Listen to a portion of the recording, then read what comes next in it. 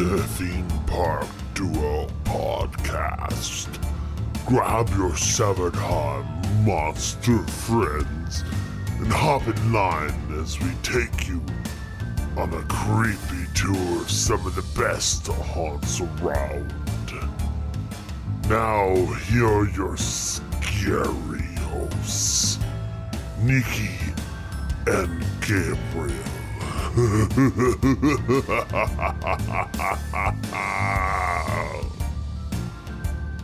And welcome back, everybody, to our second episode of this spooky Halloween special of the Theme Park Duo Podcast. And I'm one of your hosts, Gabriel. I'm your other host, Nikki. And this episode holds a special place in my heart, Nikki. It really, truly does. It is my favorite thing in the world. I think everyone can already guess. Outside of you, I mean. Like, you're my favorite thing, and then this is like my favorite event. That's fine. You know, I have to kind of balance it a little bit. Little Nikki, a little Scary Farm. Oh, I blew it. We're talking about Scary Farm today. I'm really excited.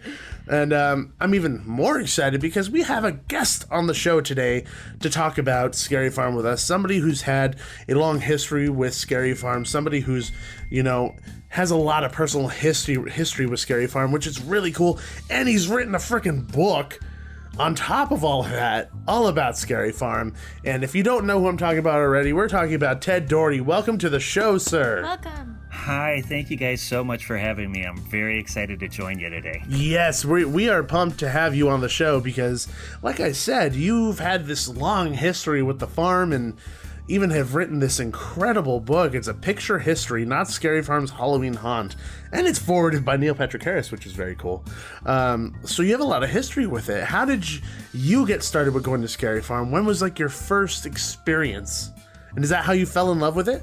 Yeah, so I don't remember when I first heard about Not Scary Farm, but I definitely had heard of it. But I remember the first time I actually went, there were some friends in high school basically that brought it up, and I'm like, you know what, I've heard of this, let's check it out. So the first year I went was in 1987, way back when, and literally have gone every single year since. I immediately fell in love with it. Actually, I was really terrified at first because I was pretty young, and it really freaked me out. I remember running into the stores to get away from the sliding monsters. And it was just like totally freaked me out. We went on the log ride, which was themed, I think it was called the Sorcerer's Realm at that time. So That's pretty cool. It was like this sort of medieval mystic kind of precursor to Harry Potter type of experience. And then we also went through The Enemy Within, which was in the haunted shack. And we didn't really know what we were doing, and so we didn't go through very many mazes or anything. We tried to get in line to see Weird Al Yankovic because he was headlining the event that year.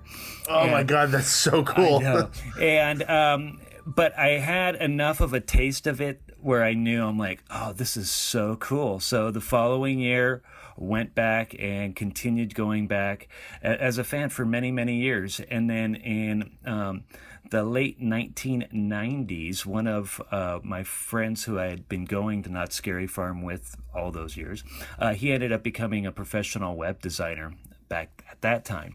And so there was nothing, you know, very much on the internet about Halloween Haunt at that time. So I had taken a bunch of pictures and collected the maps and souvenirs over the years, and I told my friend Mark, hey, you know what, we should create a website about Not Scary Farm, like a fan website. And we did, and it is named ultimatehaunt.com, and that was published in April of 2000, and miraculously enough, it's still around. Even though it's not as updated as it once was, it still exists. Anyways, through that, kind of took the fan thing to a newer level with the internet kind of booming at that time, and got to connect with, you know, Not Scary Farm fans throughout the world and all that stuff. So it was really cool. And so I'd always wanted to work Not Scary Farm, but didn't have the guts to go through these crazy auditions that would be publicized in the newspapers. So I always avoided working it. But once I had the website and started connecting with like employees and former employees and current employees of Knott's Berry Farm, I found at that time they didn't really audition anymore. And so I basically got a job working as one of the talent and fell in love with that and did that for 10 seasons, working in the now defunct scare zone, The Swamp, which was over by Reflection Lake, which barely exists anymore, but it's over by the where the missions are now. And then I went over to Ghost Town. I also worked one season in the Silver Bullet mining town, its first year, but spent most of my time in Ghost Town as one of those sliding monsters, and loved every second of it. And after that, and I know this is kind of a long-winded backstory, sorry, but after that... You're good, it's interesting. I love it. Okay, cool. After that, basically, throughout the years of having that website and having worked the event and kind of seeing both sides of, being a fan and being an employee, I had accumulated a lot of information about the history of this event because, like I said before, there wasn't much out there on the internet or anywhere about what was going on before I started going. I always kind of wondered what Knott's Scary Farm was like in those early years. And so we sort of published information as we would gather it throughout the years on the website. But after a while, I just had so much information. I'm like, you know what? This needs to go somewhere else. I need to do something bigger with this. And there was a point in the late 2000s that it was like there were rumors that Cedar Fair might be selling Knott's Berry Farm. Oh, geez. And so that kind of freaked people out a little bit. And so I'm like, you know what? I got to do something with this while I can, because who knows what would happen if, another theme park company bought it, or like some, I don't know, condo development company bought it or whatever, you know what I mean? And so, so it became sort of this, a bigger drive to say, okay, listen, we really need to sort of document this information. So I went on this sort of fun adventure for a couple of years, doing massive amounts of research. I mean, spending, weekends like in, libraries throughout Southern California and going through hours and hours and hours of like microfilm and everything just to find newspaper articles, to find people's names that used to work at Knott's Scary Farm or Knott's Berry Farm. So I would track these people down just through like Google searches and stuff like that, and a lot of people were interested in talking, and so I think I did like over 80 interviews of former and current Knott's Berry Farm employees to put that book together. That's absolutely bonkers. Yeah. And so, I had the blessings of, the folks at Knott's Berry Farm to do it. So, they allowed me into their archives and provided me with a lot of sort of, missing information. The Orange County Archives, Chris Jepson over there is really fantastic and was a huge help. And then all of the other people, all the former monsters, the marketing people, merchandise people, artists, whoever I could find, had different contributions that they made to the information that I was gathering. And so, eventually I realized, this is not going to fit on my website. And so I'm like, so we did, decided to do it as a book, and that was released in connection to the 40th anniversary that took place. When was that? 2012 is when it was. Yeah, so about 5 years ago. Yeah. And so, so through that book, I think it did pretty well, and especially like in the theme park industry, because Knott's Scary Farm is something that a lot of theme park folks, employees are interested in, because most theme parks do some sort of Halloween event now, and so a lot of these people sort of began to track me down and say, "Listen, you can write and you worked the event, you know a lot about the event. Can you help us do stuff for us? And so for the last few years, that's what I've been doing, is helping other theme parks and other companies with their Halloween events and their seasonal events and sort of scare attractions. And that's been a lot of fun. So it's kind of an ongoing weird kind of crazy saga of my relationship with Knott's Berry Farm and Halloween events. It's cool because it kind of hits so many different facets of the interaction with the event and how it means something to you. And it's interesting for me in particular because I was in high school when I fell in love with this thing at the same time. And funny enough, I happened to come across your website when I was, digging for as much information as possible for something. One, it's a little bit insane for me to be sitting here and talking to you because you were really the facilitator of me really becoming the addict that I am now. So thank you for that. Okay. But at the same time, it's so cool to know that now all this stuff is here and we are all in this community together loving this event.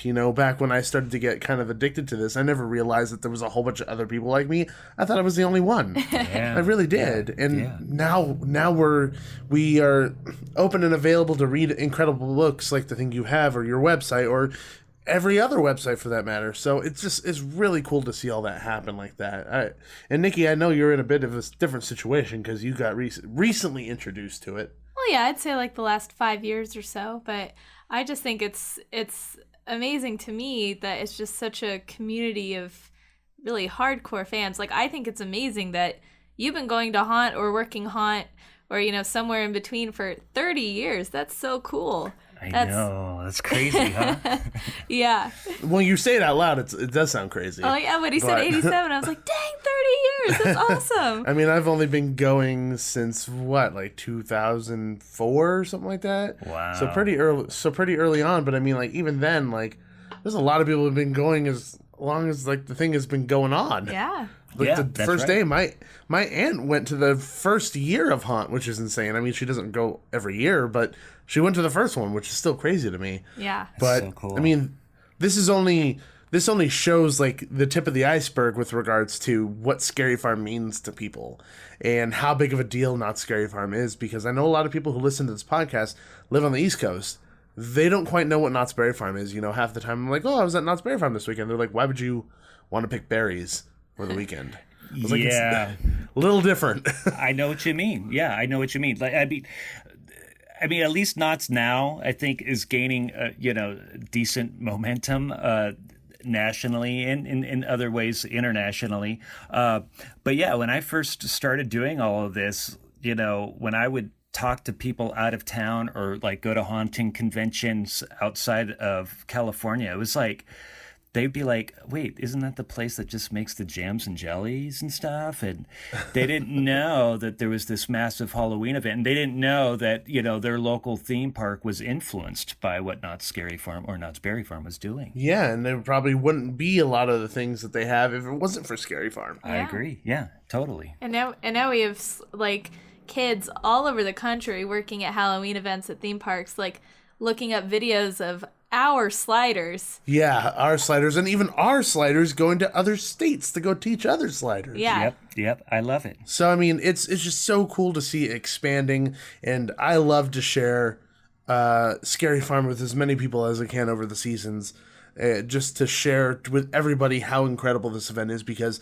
there is nothing like it. There's never going to be anything like Scary Farm anywhere else in the world, and I'm really happy that it's in our backyard. That we have totally something so agree. unique. Totally agree. So, yes, I agree. Every single year, even if there's things that are technically repeated, there's always differences, and there's always something that makes it extremely unique every single year.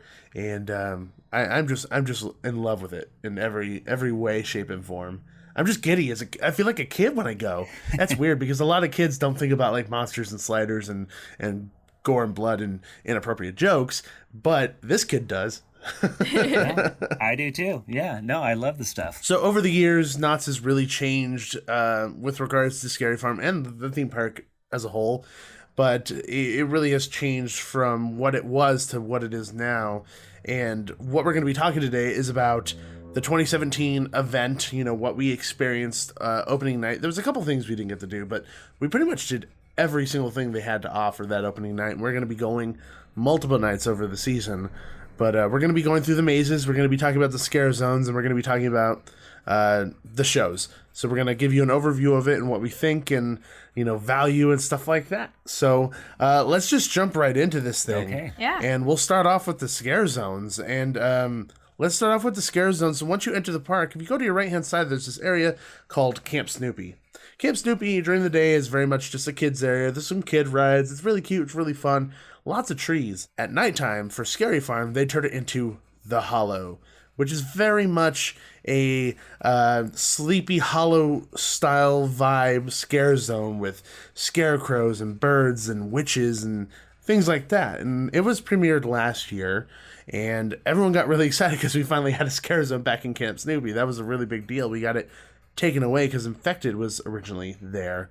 And I don't know about you two, but this year, its incarnation is leaps and bounds better than what it was last year, based on its music, its lighting package, and the music. Like, everything put together makes this a really strong scare zone for me. Yeah, I totally agree. I absolutely agree. I also agree. And Gabe, you told me that this year they actually have like show moments that we haven't caught yet.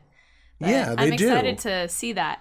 Yeah, because they cut off that whole area where there's this waterfall and the bridge, the water bridge and stuff, and down there every now and again through the night they have these different story moments that revolve around the witches that are coming out in the scare zone, which is fun. And this is another thing that makes you Not Scared Farm unique, is that they throw this thing in there and they don't even tell anyone about it really. They're just like, oh yeah, that's going on. Yeah. It's like these small little nuggets of entertainment that you want to go find. Yeah, I love it. I got to check out a couple of them. And so my thoughts regarding the Hollows was, first off,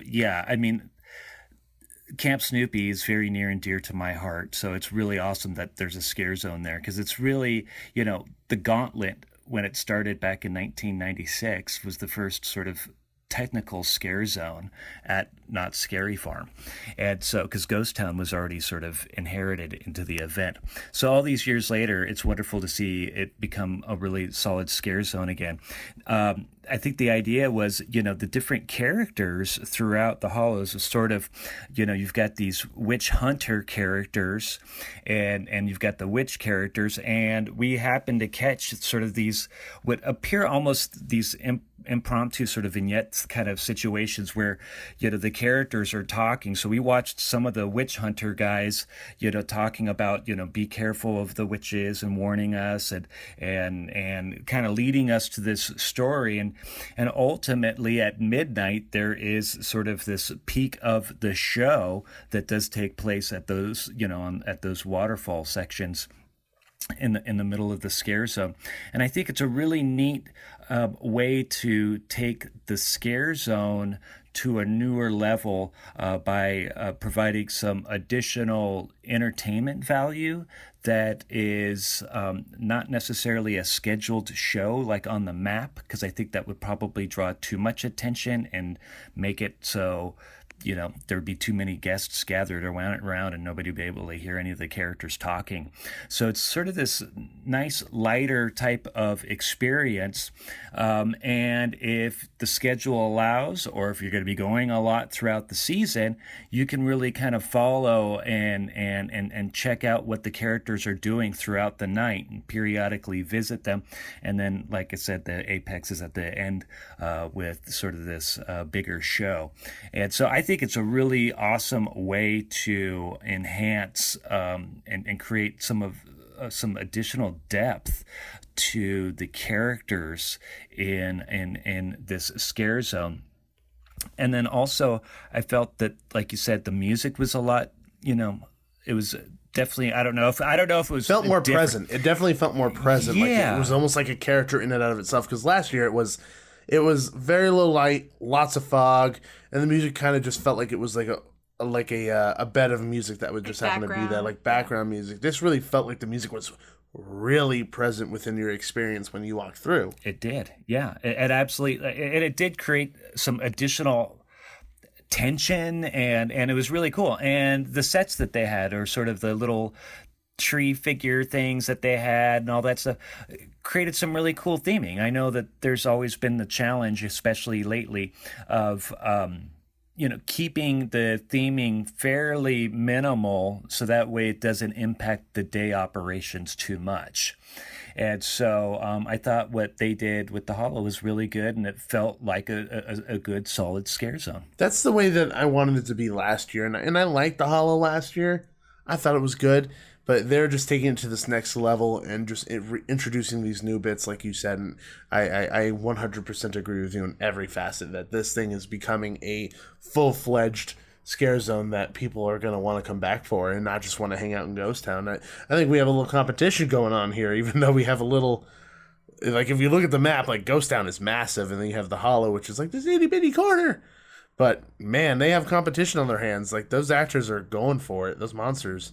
They are, and I think at the end of the day, too, is it helps Knott's Scary Farm become more complete. Doesn't matter if you decide to go left or right or straight when you enter the park. You are going into something that has a feeling of sort of an all-encompassing sort of horror experience, which I think is excellent. Yeah. Definitely. And as you turn the corner, if you go through the hollows and make a left out of Camp Snoopy into Fiesta Village, what scare zone do we hit, Nikki? You hit Fiesta de los Muertos. Which is a Day of the Dead, Dia de los Muertos themed scare zone, which fits perfectly within Fiesta Village. And they don't really have to do too much with regards to like props and stuff, because the whole place is decorated like that. It's almost like Ghost Town in a way, where you don't really have to do too much. Yeah. They did mention that they were getting rid of the DJ this year. There was a huge DJ, and there was like almost this dance party there. And they said they're getting rid of that, and it's going to become a scare zone. A full-fledged scare zone with a lighting package and music and everything. I noticed the same music that they've had in the past. Didn't really notice lighting so much. And I felt like there was a little bit less monsters as well. I don't know if anybody else felt that way, but it didn't feel like a scare zone that they were describing it to be. Well, my observation was, at least from when I went through a few times, I did see a decent handful of characters, and I thought they were really, really good. There was especially this one character, this like kind of female character that had this cool lantern. It was just so cool looking. So I thought there was decent coverage, but I think it's really well illuminated because there's so much going on right there. There's some games over there, sort of, by...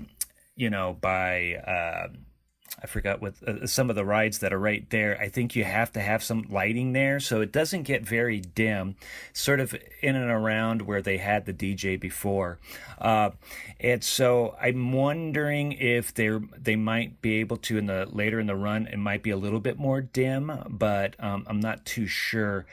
For me, it did not feel much like a scare zone, as it just felt more like there's monsters in the area.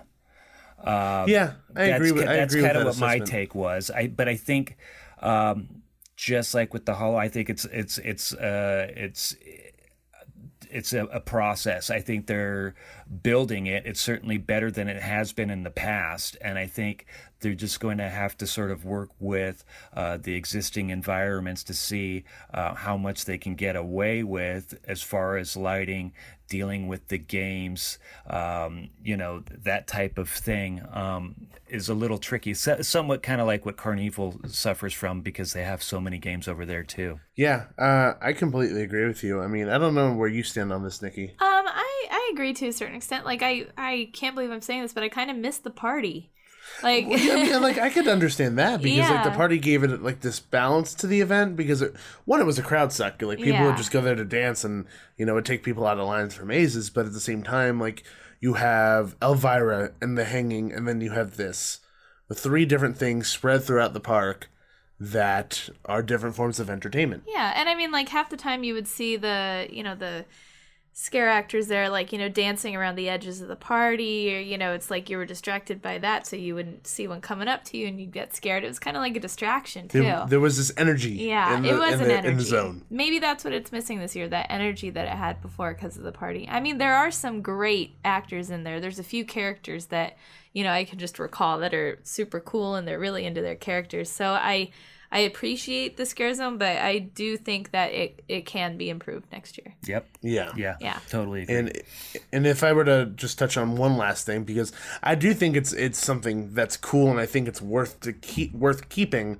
I just think, like you said, there's room for improvement. The one last thing that I would want to touch upon is I would love to see less of those plastic skull masks and more airbrush makeup and more prosthetics, because there was a few people who were wearing just airbrush makeup that looked terrifying, and there was some prosthetic makeup as well that was really well done.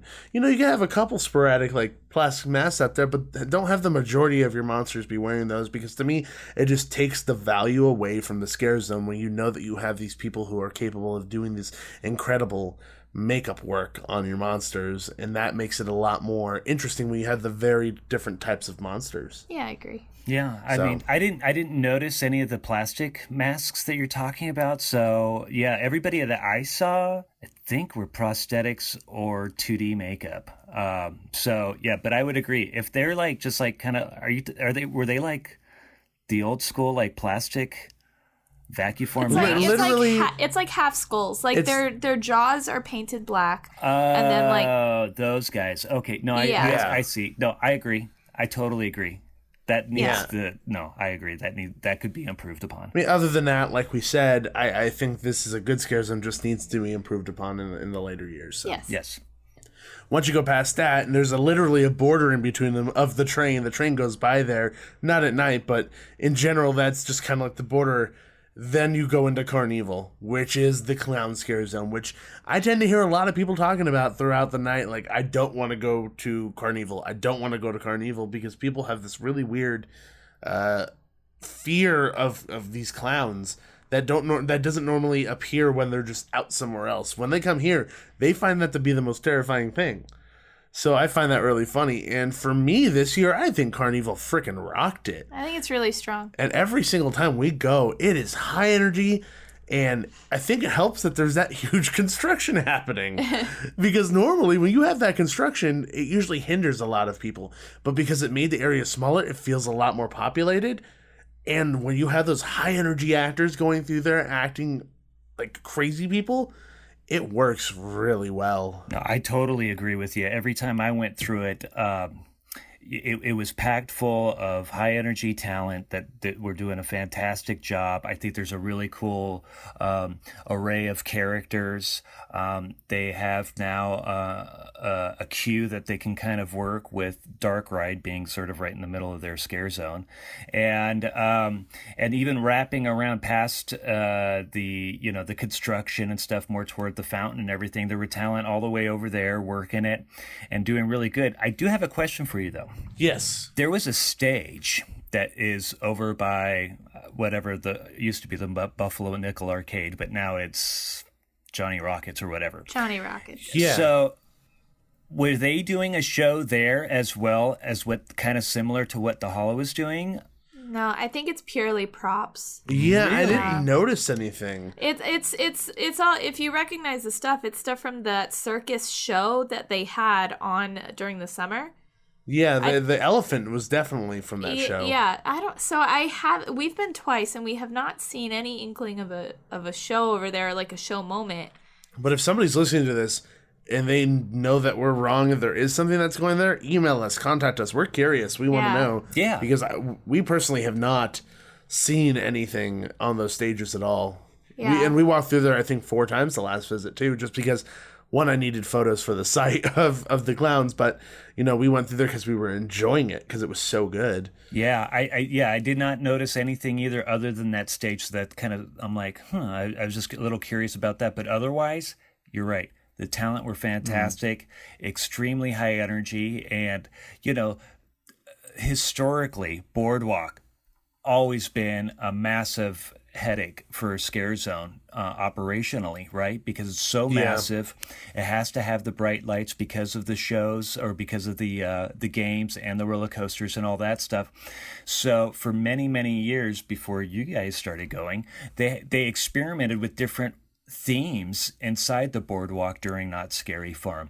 They did like Mardi Gras. They did all kinds of different types of things. Oh, that's awesome. And they couldn't find like a really good groove that they felt was really cool. They did these sort of 1950s like weird undead like tourists and things like that. It was really kind of interesting, but none of it really caught on until they really decided to say, hey, you know what? The one character, the one type of monster that freaks people out and can still be well lit are clowns. And so once they locked in on that, they've gone through various incarnations of clowns, like kind of more like they almost had these like bruiser clowns in the years past, of different types of clowns before they sort of locked into what they're doing now.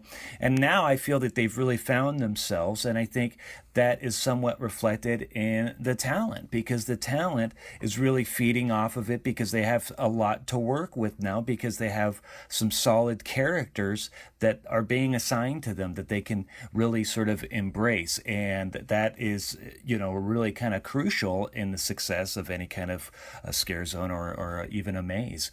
So I think these people are doing a really fantastic job in bringing it to life and really kind of pulling off this massive task of covering such a huge footprint of the park. Yeah. And they do such a good job. Yeah. They do a fantastic job. And to touch upon something that you said, we have all these different characters. And I feel like, in particular, within Carnival, those characters facilitate different types of scares more than any other Scare Zone, in my opinion, because you'll have one of them. We saw this clown who was like writhing on the floor, like taking gunk out of his mouth and grossing people out. Then you have a clown who's like messing with balloons and popping them in people's ears.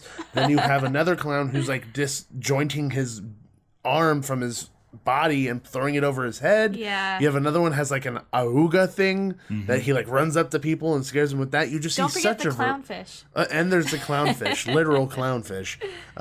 You just see such a wonderful variety of scares in this Scare Zone, to me, more than a lot of the Scare Zones, which is really cool.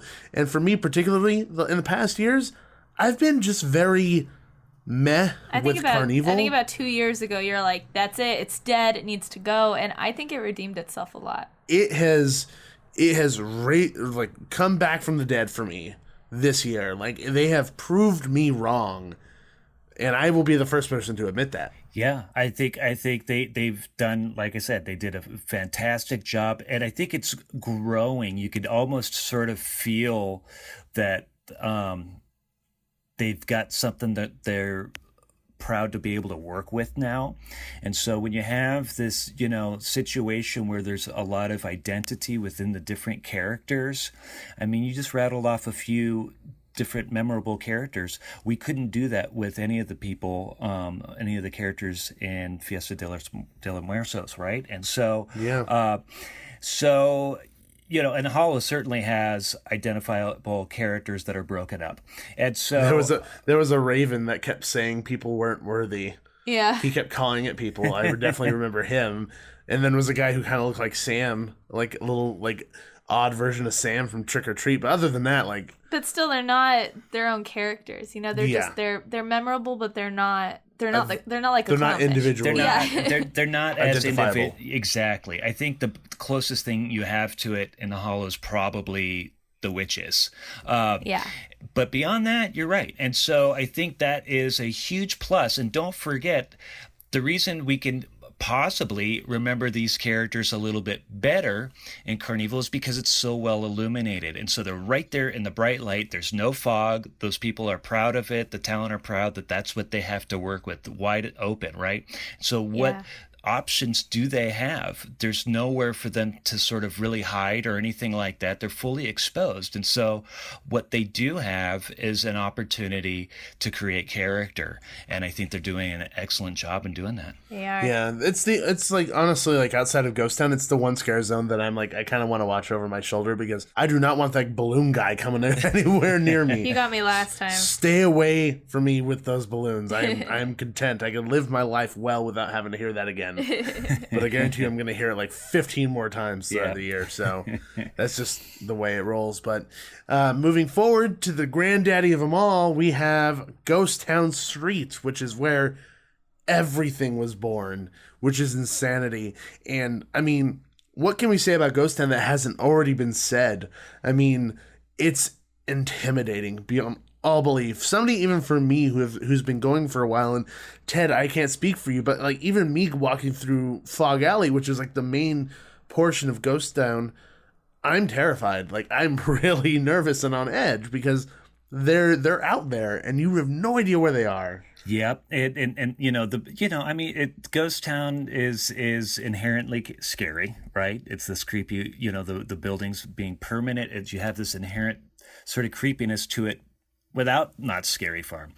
But once you turn everything on and you have the creatures creeping through there and stuff like that, it it is the granddaddy of all scare zones. And when I go through Ghost Town, I always still to this day, even this past weekend when we went, I go to Fog Alley because that's where I spent most of my time when I worked in Ghost Town, and duck into the shadows and just kind of soak it in. I did that constantly, when I was working there, sort of taking these mental snapshots and really appreciated where I was working because, you think about back to 1973 and those stunt men and women that worked in the Wild West show that were put out dressed up as monsters to roam those streets.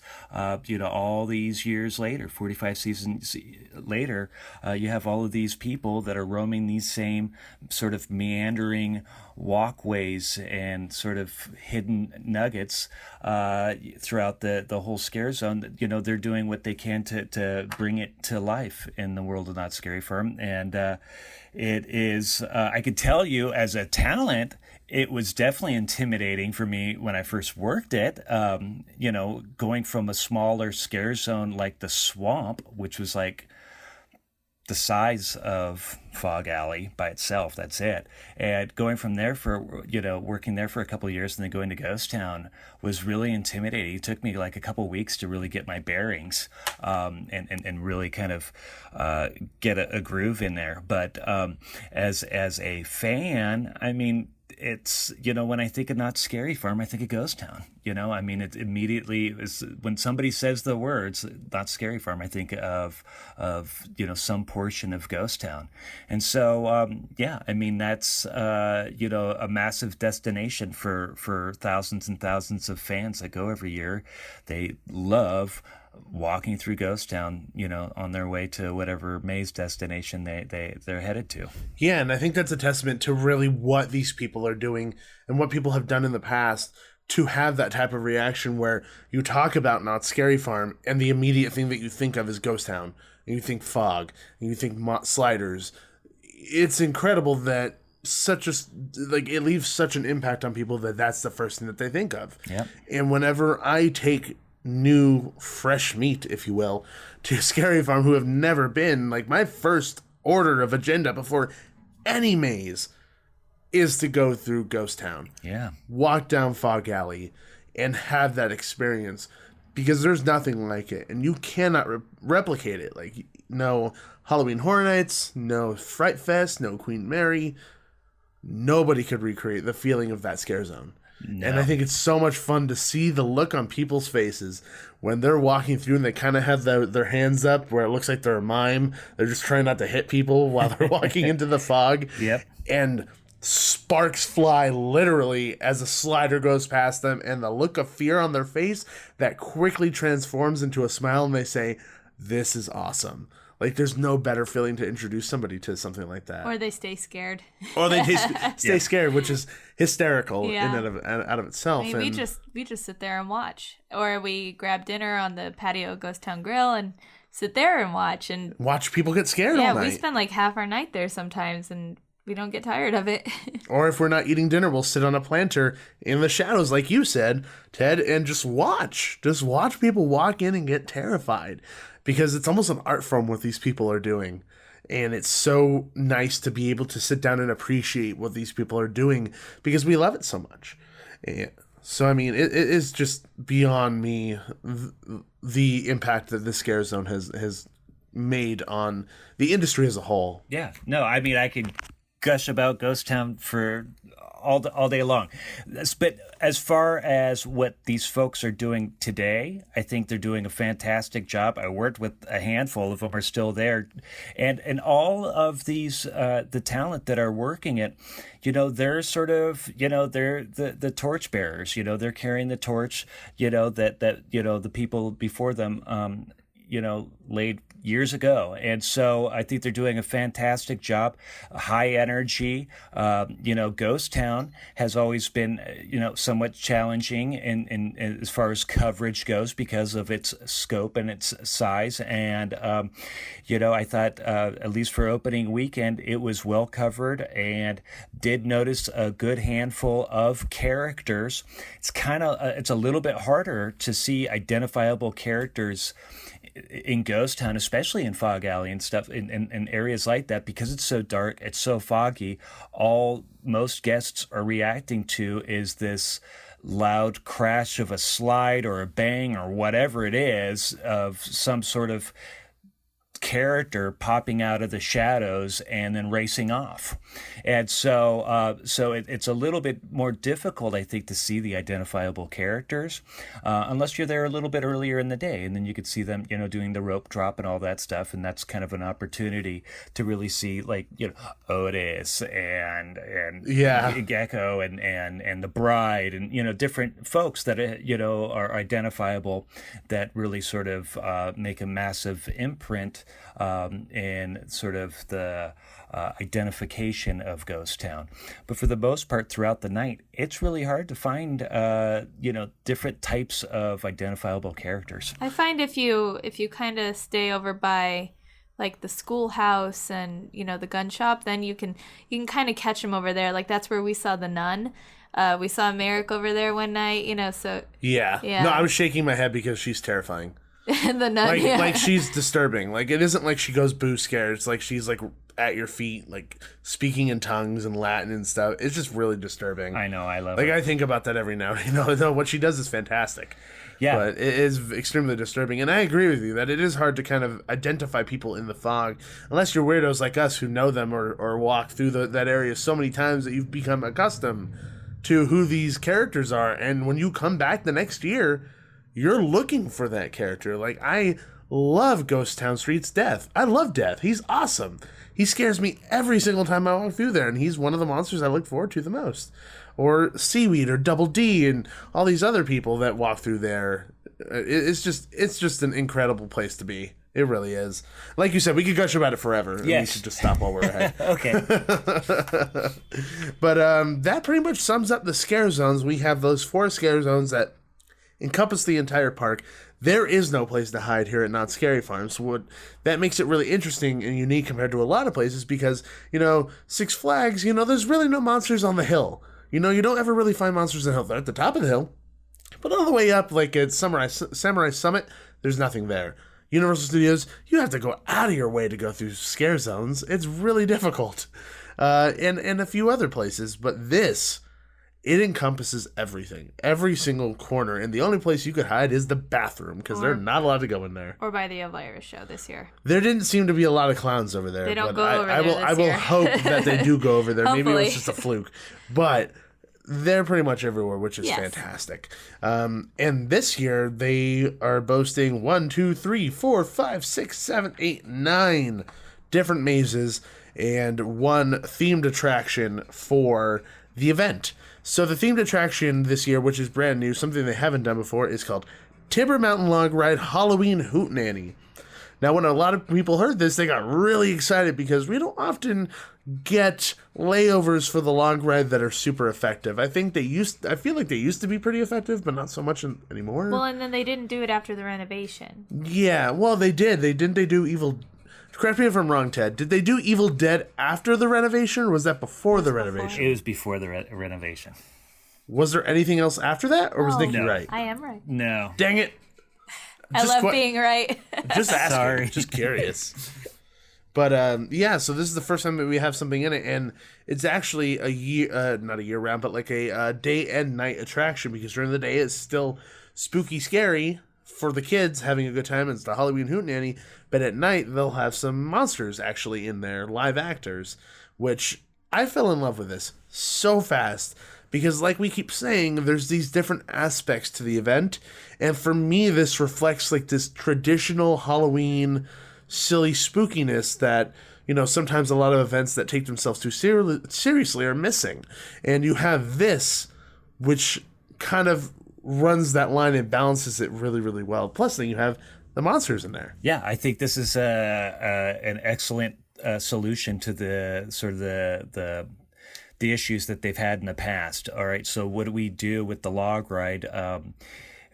You know, if we create a layover that's too intense, then that ruins it for the daytime guests, right? And and in years past, you know, they would just put you know, black cloth over, like, you know, the decapitated heads and stuff like that in the sawmill. But that ruined the show for, you know, tourists that were here for Knott's Berry Farm. So that wasn't a really great solution.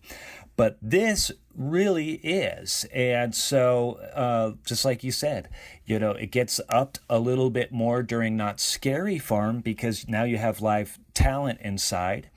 And then it's going to be great for the daytime visitors for Knott's Spooky Farm and all that stuff. So kids will like it, and it's not too threatening or anything like that with the basic theming that they have. And I think the music, sort of the original soundtrack that they've created and all that stuff helps lend it to almost this whimsical kind of feel for it. So that way the youngsters, when they go through it, I think are going to feel that much more comfortable. So it's really not a very scary type of thing for them.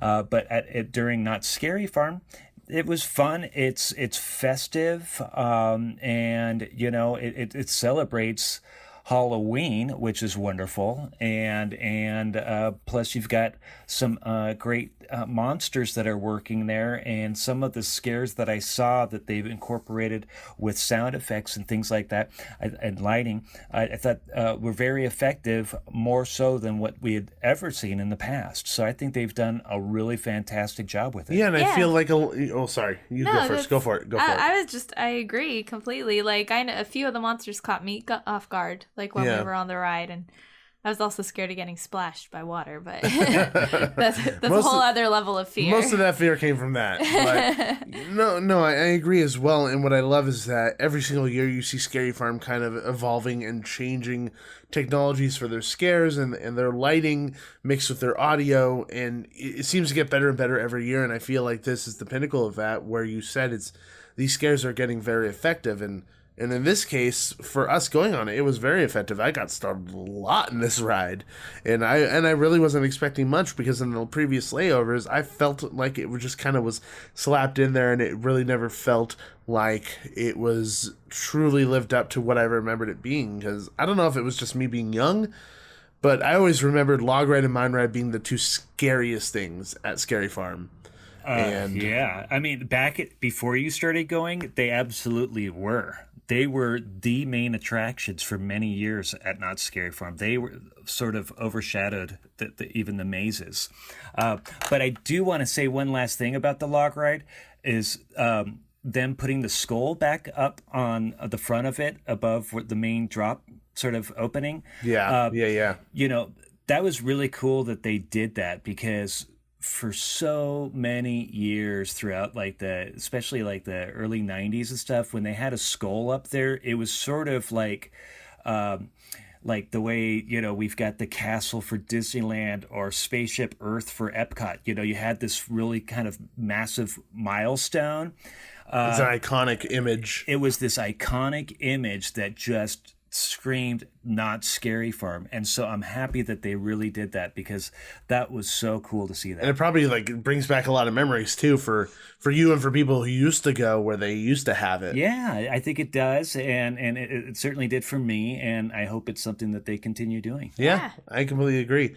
I think it's a thumbs up for me on the Timber Mountain Log Ride. Halloween Hootenanny. Definitely. Which, by the way, all that music is Crazy Kirk and the Hillbillies. So it's like special music for the attraction. And one thing that I absolutely love, that they went the extra mile. Even the instructions and safety instructions for getting onto the attraction were redone for the ride. So it's not like they just played the regular old safety spiel. It was redone and rethemed for the attraction. Which, by the way, I thought was extremely excellent. That the person that did that, I thought was fantastic. Yeah. Yes. And the fact that somebody even thought of that, I commend them for even addressing something like that, because if I were to have done that, I wouldn't have thought of that.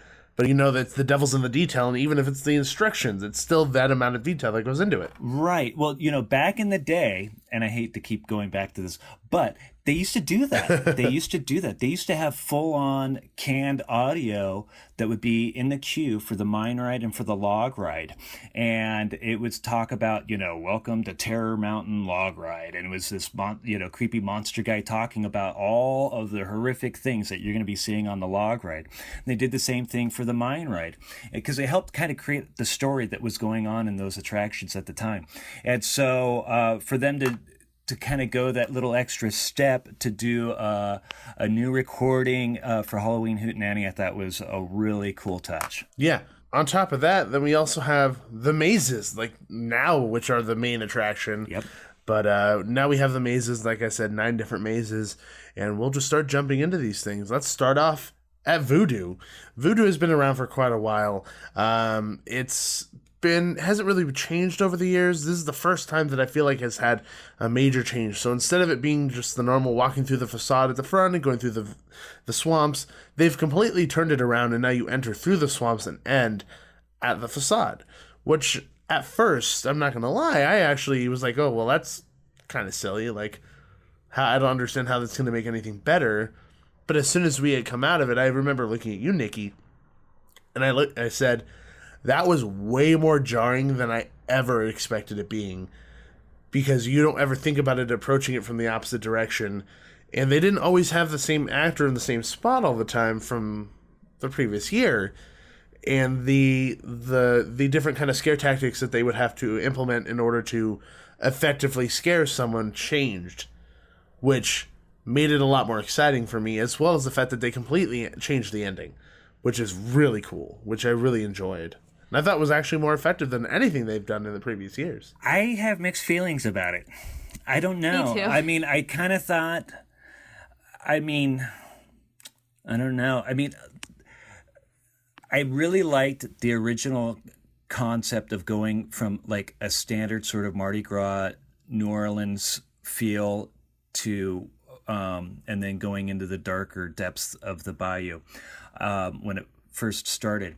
Doing it this way was, I thought, good.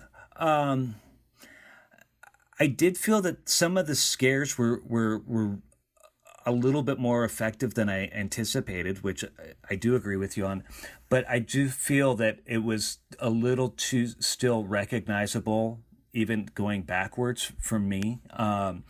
At least going through that initial forest, going into the buildings, that kind of felt like a little bit different. And then the ending with the scare, I won't ruin it for anybody, but that was kind of cool. But for the most part, for me, I felt that it was okay, but it was not really up to par with most of their other attractions this season. I agree, and like I think it was a bold and smart move to have a maze which, like, going into its third or fourth year, just to like completely flip it on its head and just be like, we're going through it backwards. Like, it was a good way to freshen up something that needed to be freshened up for repeat guests.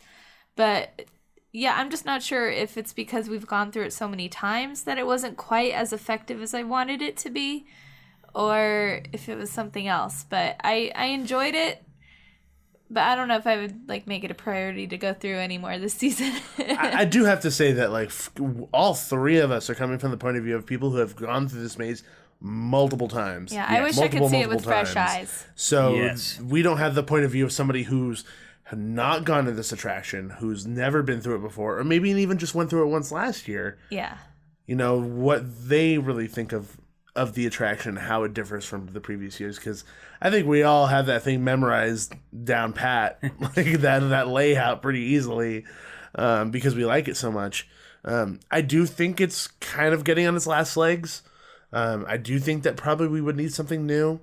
But at the same time, like what they've done, I think they could probably end up changing it a bit more to make it something different, kind of like what they did with Trick or Treat, which we'll talk about later. I think they could have had a whole new story and like fresh monsters, like, kids going through a graveyard in Louisiana and getting lost and ending up in this rundown, house or something, like something like that. Just some new story to add on to this old maze, I think would have made it, one step better, instead of like, Papa Ligma, what are you doing in a graveyard? It's like, that kind of threw me off too, I think, a little bit. Yeah, I mean, I agree with you. And by the way, just a full disclaimer,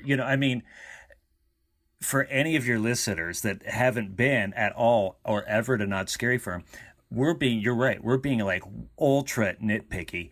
Like we are. We're being really if you've nitpicky. ever been to Knott's Scary Farm and you go through Voodoo, it's going to be incredible. You'll love it. We're just, just like your favorite coaster or whatever. After a while, it a certain way, and you're just like, okay, are you okay with any kind of changes it makes?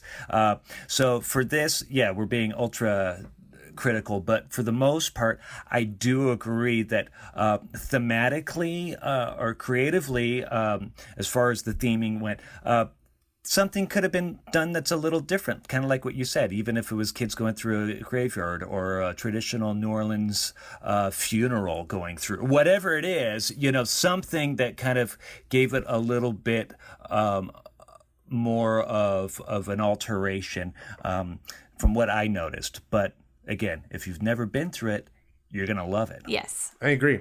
If I were to, like, out of all the mazes we see this year, because eventually, things do leave, that's just the way it goes. To create new mazes, one maze kind of has to go. I feel like this might be on the chopping block this year. I have another one in mind, but we'll get to I know it. which one you're talking about, and I do agree, but we'll get there eventually. I have two in mind. And going down the list, as well as literally across the way from Voodoo, you have Paranormal Inc., which debuted 2 years ago to rave reviews of many people. And I kind of feel like that maze really changed a lot of thoughts of what you could do and what's possible to do in an attraction like this for a Halloween event. And I feel like since then it's been firing on all cylinders to a certain extent. It really hasn't changed that much, but I feel like it's still effective in certain ways. I would love to see it updated with some different stuff. Like you said, maybe a different storyline again. But overall, I think these scares are very, very effective because there's just, I don't know about you guys, but that maze is really chaotic. Like, there's just so much crap going on all at once that you look one way and then by the time you look back, there's a monster in your face. And that's terrifying. Yeah, no, I mean, it definitely revolutionized Knott's Scary Farm, in my opinion. It's very near and dear to my heart. And so when it opened, I mean, it really solved a very challenging problem that Knott's Scary Farm suffered from in the past, was to have these huge amount of guests pulsed through an attraction the way that is done in Paranormal Incorporated years and years ago. They had this maze called Lair of the Vampire, which was incredible. It was very theatrically driven, and they basically broke people into smaller groups to go through and see these sort of acts that were going on throughout the maze. And in between the acts, you would have actual scare portions. One of the most beautiful mazes Knott's Scary Farm's ever produced. But the lines were horrendous because it back the pulsing the people through did not work with that many kind of that amount of guests, and so the lines were like 3 hours long, and it just became a mess. Ooh. And so sounds like Mirror to me. Well, that was a big, that's kind of somewhat similar on a smaller scale. And so they tried it a couple of different times and places throughout the years, and it just never really quite worked. However, Paranormal Incorporated, based on its design and stuff, really solved that problem and showed that it could be done. And so I think it's going to play a bigger role than even Knott's Berry Farm knows. I think this is something that's impacting the theme park industry, which I think is incredible. And so with that said, I do love it, and it's chaotic, it's scary, and very intense, and I've spent a lot of time inside that thing, and still enjoy it every October. For the last couple of seasons, it's so cool to go through that maze and see it on fire with these great talent bringing it to life. I agree. I'm not tired of it yet. It's more or less it's the same as when it debuted. A few changes, a few monsters not in the same places, but I still love it. I know it by heart now, but I am excited to see the wheelchair moving, but then you see something on the screen, all those things. It hasn't lost any appeal for me. I feel like it's one of those mazes that no matter how many times you start going through, you'll always start to see something different, or like a new detail that pops out, because that maze, out of a lot of the mazes that we have at this park, is incredibly detailed. And I think it's so much fun. Like you said, you go through and you look at the TV that has somebody in the wheelchair that's getting tortured, but when you look at the wheelchair in real life, there's nothing in it. But then if you look to your right over there, there's all these banging doors and stuff. There's so many things going on. There's so many fine details to distract you for those monsters. And if I were in a maze, I'd want to be in that one, because it's the perfect prime opportunity to scare the living daylights out of somebody in that maze. and the reason why I know is because it's happened to me. You've heard me scream plenty of times in that, and I don't scream that often. It happened to me this year already. Yeah. Every time. It's guaranteed. So if you have a maze that is on the older end but is still effective, minor changes at most. Yeah, I agree. Moving on to the next one, I think maybe, assuming that we're all on the same page about the ones we were talking about leaving, behind it is Tooth Fairy. The tooth needs to be pulled. The tooth needs to be pulled for you, and I feel like the Tooth Fairy has run out of sharp teeth. Yeah. It's gumming now, just gumming people. Tooth Fairy has been around for quite a long time, and it definitely was effective the first few years that it was around, and I feel at this point it's kind of run its course. There doesn't seem to be too much that's being changed up about it. I know that they've changed the ending a few times now, and I think that what they've done for the ending kind of helps build it a bit, but then for me it kind of is a letdown from what they've done in the past.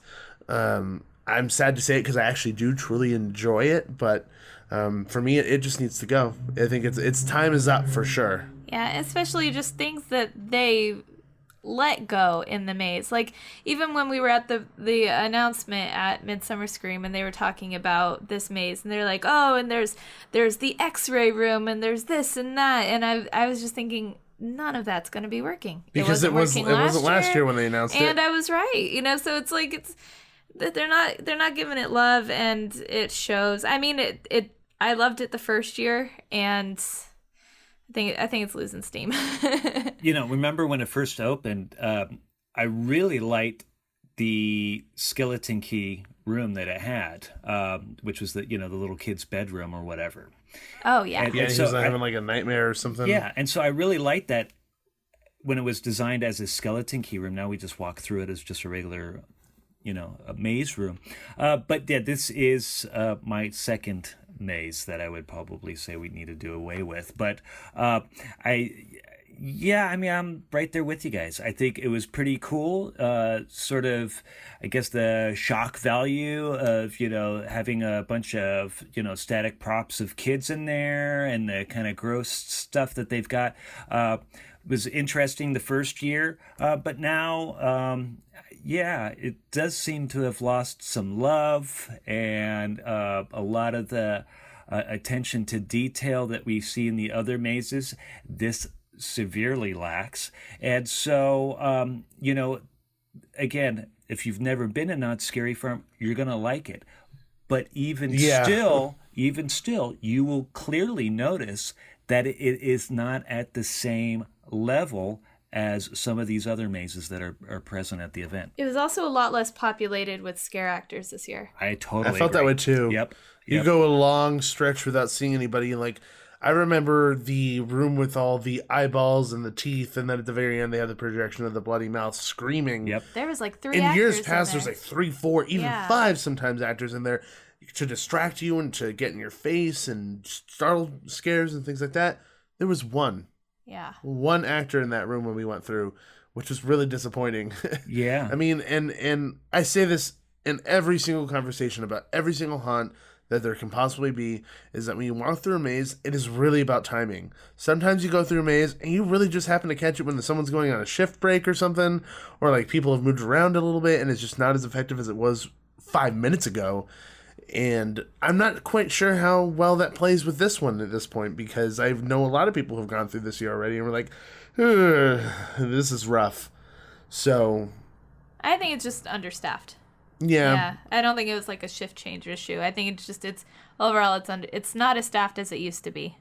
Mm-hmm. Yeah. So Yeah, and I just think that for me, I think even if it was properly staffed, I just don't think. I think it's just done. I just you could feel it. You could feel it in the talent. You could feel it in the sort of the lack of, like you were saying, the things that weren't really turned on or working and stuff. It just, it's just like, it just didn't have a real strong kind of life around it. So Yeah. that's my 2 cents about it. Yeah. I think we're all in agreement. I also get really grossed out going through that blackout room because I just think about how many people have touched it. It's Yeah. disgusting. It's it needs to go. Okay. It's not fuzzy because it's fur. Ew. Ew. Moving on to the next maze, Special Ops Infected. So if you love living a video game, this is for you. Because you get to kill zombies, and what's better than that? I mean, I still like it this year. I mean, I loved it when they moved it to where it is now. I mean, I had fun in Camp Snoopy the first year, not so much the second year. When they moved it to its own maze, I kind of appreciated it all over again, and I had just as much fun going through it this year as I did before. I'm on the same page as you. I think that it was fun the first year in Camp Snoopy. The second year, I don't feel like it really had the impact that I feel like the designers really intended it to have by only making it one track. And then once they placed it in an actual maze environment, I feel like that's where it really gained its potential and has really excelled in that, because you have very sharp corridors, very tight corridors, sharp corners and things like that. A lot of places for monsters to really utilize to scare the living daylights out of people, especially when you're so focused on shooting the gun, you're distracted already. By placing this gun in your hands, it is distracting the patron who's going through this maze, and it already makes them susceptible to these scares. And I think that's genius. But overall, I do think the experience is fun. Who doesn't like being given a target, like a laser gun, and then to get points? Yeah. It's interactive, and I feel like it gives Scary Farm another layer. Totally. And especially, especially pulling it off at a theme park level. I mean, there's a lot of independent haunts around that had kind of toyed with the idea of using the laser guns, and there was even, paintball and all that stuff. But to do it at a theme park level, I think it was, really, really brave and really awesome that they pulled it off. But quickly to the point on, Camp Snoopy versus where it's at now, I agree with you. I love the idea of kind of running around, a 6-acre, scare zone, or what was a previous scare zone, and shooting, zombies and stuff. But I think by moving it into its current location, allows the folks, the designers, to really kind of tinker with ideas and really start to build strong ways to entertain these guests that are going through. Because in the Camp Snoopy world, it would, they didn't have as many luxuries as a controlled environment that they like the controlled environment that they have now. And so I think it's exciting. It's fun. The lines were really long, and so people love it. It has a massive draw, and I think it was really effective, and I had a great time doing it. And I think they're still very successful with the concept, and I think they have so many more opportunities to really continue to grow the concept and advance the concept. So, I'm stoked that it's at Knott's Scary Farm. Yeah. For me, like I love it when we went through on the first night.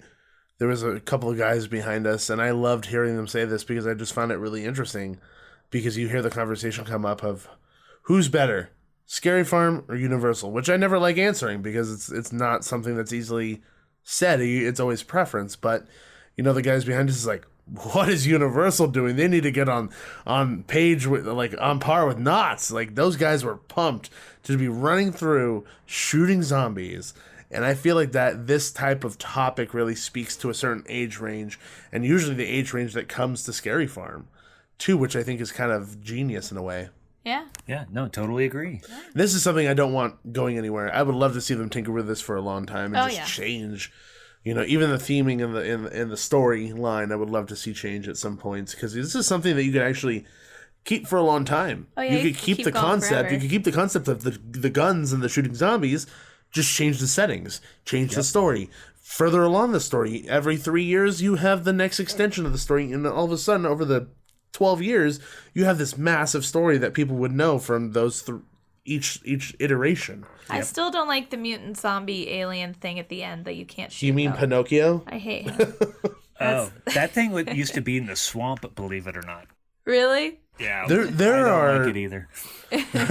there are things this year at Haunt that I've noticed that have been repurposed the most times. Yeah. Like particularly in Dark Ride, which we'll get to. We'll get to that. But this year, for some reason, more than any other year, I've noticed a repurposing of props and stuff, and not in a bad way. Like, I actually am entertained because for me, like a Haunt nerd, it's Easter eggs. It's like, oh my god, I remember where that was. I remember what maze that was in. Just like the big rock guy who was in, what was it called? Dead of Winter last year. He used to be in the like the metal maze before that, and then before that he was in Labyrinth, and before that he was in another thing. Yep. So yep, exactly. It's always fun to kind of pinpoint those props when you're a nerd. But moving on, next maze we got the Red Barn, and I liked it this year. And if you listen to our other episode that we did when we were talking about the Midsummer Scream and the Knott's announcements, I said that I didn't like Red Barn last year, and it was kind of like a last minute thing, and I said I had hopes for it this year that they can really do what they wanted to do last year, and I think they did. And to me it was a whole new maze, brand new. Like, I really enjoyed it. Yeah, I thought it was cool. I mean, it took me a couple times to kind of find out like what was going on, because I think they were having some issues on the throughput. But the idea is there were these rooms, these sections of the maze that would appear like you're trapped and that you're locked in.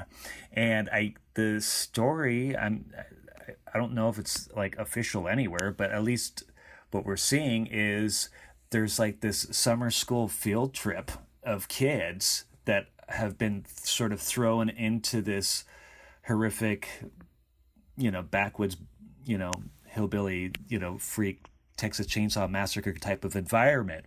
And they're victims running around telling us to watch out and beware of all of these freaks that are murderers.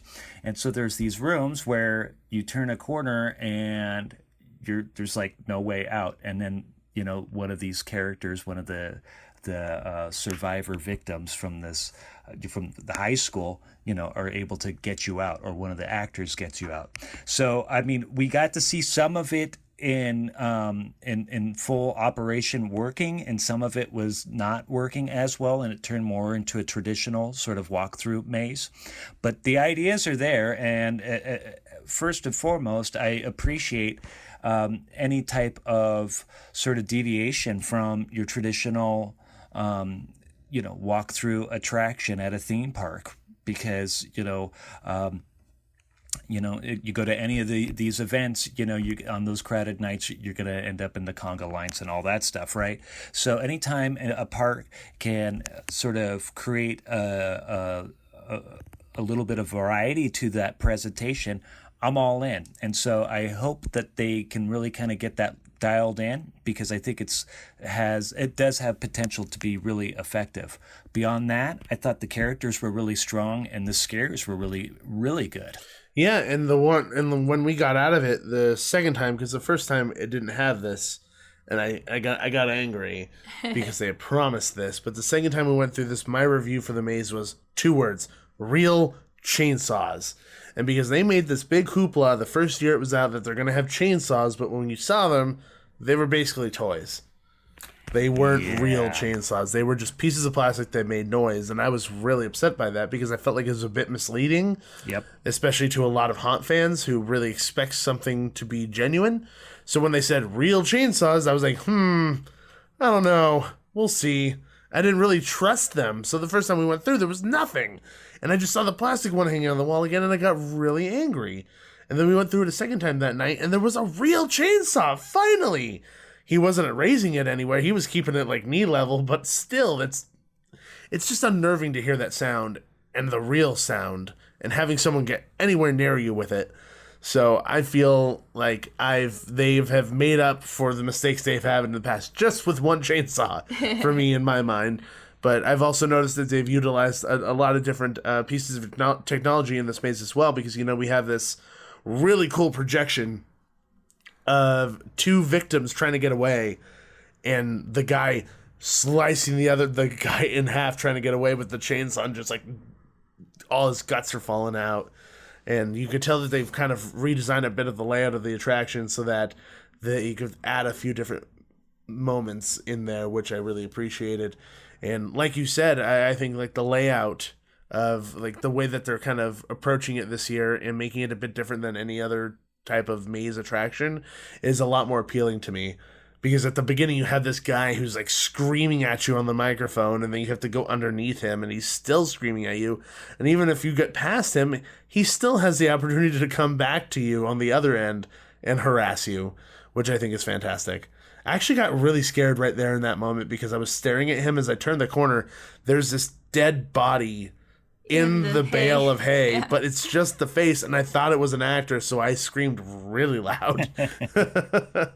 So it got me, and I feel like it's a lot more effective this year. Yeah, I'm just happy that it improved its second year.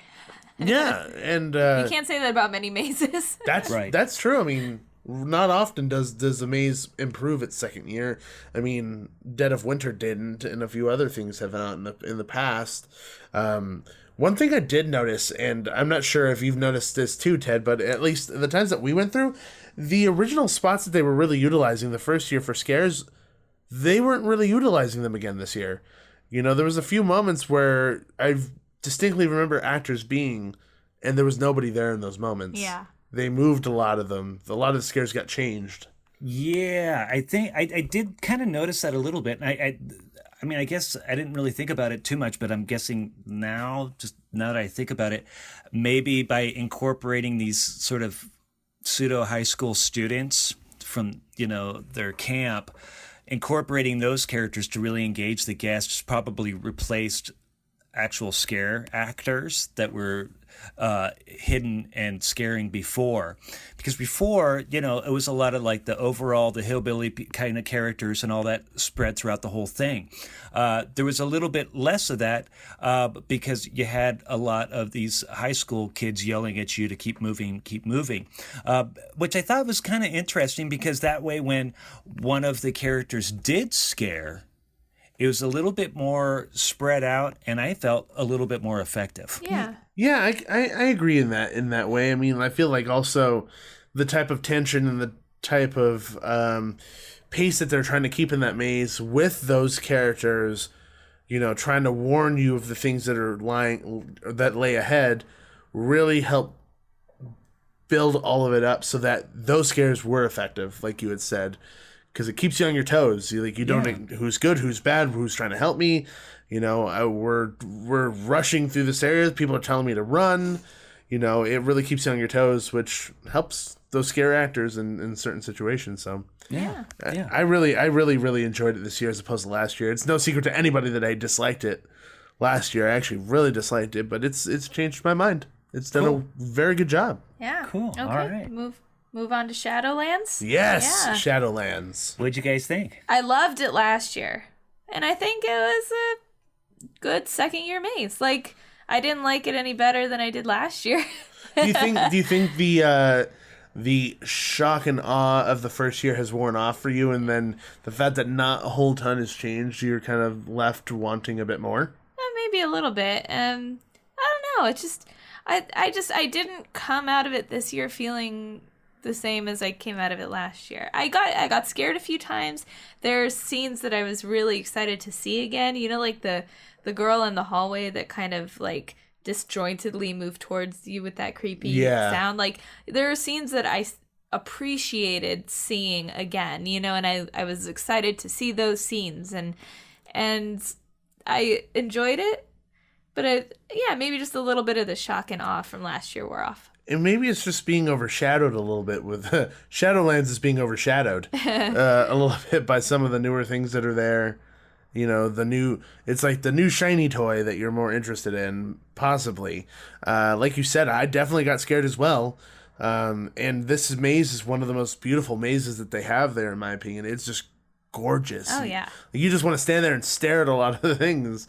But I do agree. I kind of feel like I don't know why I was expecting more. I knew that nothing was going to change. Yeah. I think it was because I enjoyed it so much last year that I was having high unrealistic expectations of it this year. Maybe. So, I think it was just as good as last year, though. oh yeah, I don't think it's gone down. I think it's on par. Well, I think that when you go back, it'll be a lot better. I know this opening weekend they were having some technical issues, and so a lot of some of the cool key moments were not as they weren't running on all cylinders compared to what they were doing last year, and so I think for any of the listeners that are gonna go to it, it should be pretty good. I think a little bit more like what we saw last year, and then I think when you two go again, it should be a lot better. I think there's going to be some ironing out of some of the sort of the nicks that are going to be that need to be fixed. I think that's probably being done this week, and so I think you'll see some positive changes this weekend and for the rest of the run. And I mean, like it's even with those issues, this maze is still like in the top 5 mazes that you should be checking out at Scary Farm. Yeah. Because of how good it is. It's very, very, very good, and it's really unique to the theme park industry when it comes to Halloween events. And I think there's only like 1 or 2 sort of Japanese-themed haunted attractions, I think, in the country. And so it's incredible. It's an incredible maze with stunt rigging and oversized scares and really unique characters. So, I mean, I'm a fan of it, and ready to check it out again because I wasn't able, none of us saw it running on all cylinders. So I'm hoping that next time it's up to where it was last year. Yeah, we'll definitely be going through it several times this year. So. Oh, definitely. I mean, there's no doubt in my mind. And I think it also speaks to how good it is because when we were there in line, I mean, the line was massive. Even the line for front of the line was long. So, there was a lot of people there wanting to get into it, remembering it from the previous year of how good it was. Yeah. Right. So, right. And moving forward, the next 3 are really the 3 big new things that they have this year. Or at least 2 of them. Yeah. Brand new. One of them retooled. Technically new. Technically new. But still, these are the 3 that people are talking the most about. And the first one that comes up is Trick or Treat Lights Out. Now, this is a maze that previously was at Scary Farm for quite a while. I believe, correct me if I'm wrong, it debuted in the 40th anniversary. It's when the Green Witch became the icon of the park, at least at that time. And it was really popular. Yep. Am I incorrect? Did it debut then? I think it did. Yeah, I think you're right. And it very popular. And, last year we kind of felt like, all right, it's probably on its last legs. And so when there was sort of this reimagining of the presentation of it, very excited to check it out, right? Yeah, I was honestly a little surprised because, like you said, I think everyone knew it was on its last legs, and the only way that I could have imagined them getting rid of it is if they were going to do a new icon for the park, because there was no way that you could have the Green Witch as the icon and not have a maze for her. So if they were going to get rid of the maze, then that means they might be getting rid of the icon. But it really shocked me when they said they were doing this, because I think it's different enough to warrant people to go check it out, and I feel like it's gotten scarier, but also not scarier at the same time. If that makes any sense, it's really confusing. Totally makes sense. Yes. Because I feel like we're just really familiar with the layout. I mean, we're gonna keep saying it's like we're a broken record. If you haven't been, you're gonna love it because you don't know what to expect. And I think for us, people who are familiar with those sets, the fear now is coming from not being able to see around the corners as opposed to, just going through the maze like any old maze. Yeah. Right. Like we never really explained it. Oh, but yeah, it's sorry. Like it's a flashlight maze. I got ahead of myself. So lights out, no lights at all. Each guest, which I appreciate, each guest is handed a flashlight. I feel like the flashlights could have been utilized a little more. Like, I feel like most of the maze, they were just on. They flickered a few times, but, I just feel like there wasn't enough variation in what they can do. Because I know they can do a lot more. Maybe turn red in one room or, go out in another hallway. And I enjoyed the maze. I didn't get scared except by one ghillie suit outside. He got you, we went through it. We've gone through this like 3 or 4 times now, and Yeah. he's gotten you every single time. Yeah, but also, my one pet peeve, if you go through it more than once, the actors are always in the same spot. They don't move. They don't move that much, They don't no. move at all. But I did enjoy it. It was fun. Mm-hmm. Yeah, I mean, for me, I guess what I liked about it was that it was just kind of more creepy I don't want to say it was more creepy than it was as a regular haunted attraction. I think it was creepy going through any kind of haunted attraction, really, with just the flashlight is kind of cool, without any thematic lighting at all, right? But beyond that, I know we're kind of sort of biased because we're so familiar with the layout and the floor plan of the existing, attraction.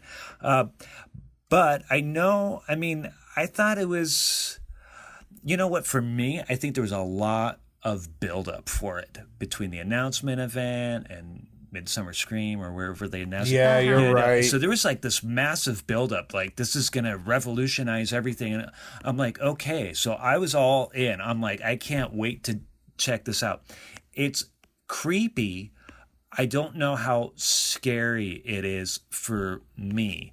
But I think if you've never been to Knott's Scary Farm or unfamiliar with the existing floor plan, think you should probably, at least at bare minimum, find it creepy as well, and at least, if anything, entertaining. But I don't know how ultra over the top scary it was. Like for me, like a red barn was like a lot more scary than Trick or Treat. Yeah, I feel like with this attraction, it's more or less just about the tension, as opposed to it is about the scares. Yeah.